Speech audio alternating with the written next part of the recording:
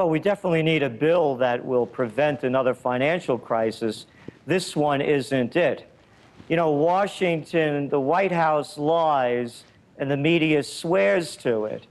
This is not the greatest financial reform since the Great Depression. The greatest financial reform since the Great Depression was in 1999, the Graham-Leach-Bliley Act under the Clinton administration that deregulated the financial reforms that were put into place.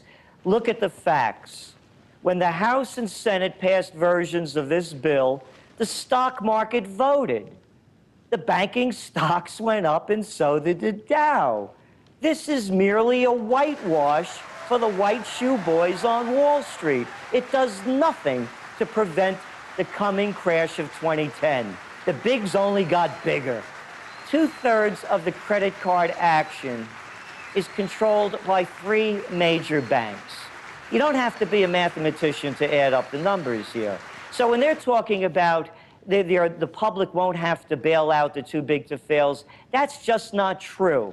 Because what they did, there was $19 billion that the banks were supposed to put up in the event of such a catastrophe.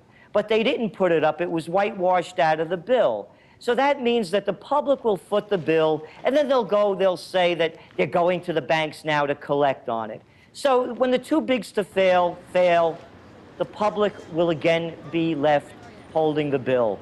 Well, number one, I'd get the Wall Street boys out of the White House. They're running the show, whether it's the head of the Commodities Future Trading Commission, whether it was the former Treasury secretaries, whether it's the assistant to the current Treasury Secretary, whether it's the current Treasury Secretary. First, you have to get the crooks out of the White House. Number two, reinstall the legislation that was put in place, such as the Glass-Steagall Act during the Great Depression, that prevented the banks from consolidating, which means becoming brokerage firms, investment banks, insurance companies, all under one roof, under the guise that they were going to create a one-stop financial supermarket. It was a one-shop financial super scam that now has 10 big banks controlling 80% of the assets.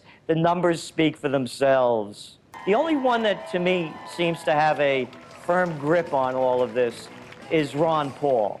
Other than him, you know, and another couple of others, Issa possibly, I don't know too much about his other statements and issues on this, but Ron Paul seems to be the only one with a firm grasp on how the Federal Reserve, for example, being ahead of the Consumer Protection Unit of this great financial reform. Yeah, how about putting the Bloods and Crips in control of law enforcement? So Ron Paul is really the only one that I see of any credibility.